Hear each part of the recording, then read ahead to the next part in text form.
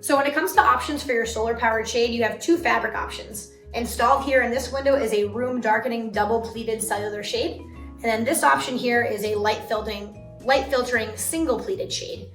The room darkening shade is going to be a great option for two types of rooms. One where you want to completely omit the light, so something like a bedroom, but also think about energy efficiency. You know your home better than anybody. If you have a room that gets extremely hot in the summer months, certainly consider a room darkening shade, as this is going to have the most energy efficiency.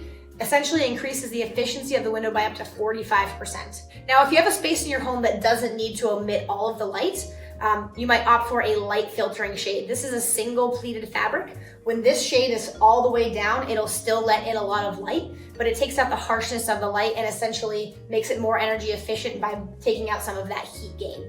By putting this in the window, it increases the efficiency by up to 35%.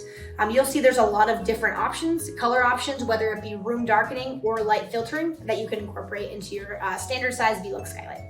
So you might be thinking, now I need a new Velux skylight to get an accessory like the Velux solar powered shade. It's not actually true. So let me show you how we can determine if we can get a solar powered shade in your existing Velux skylight.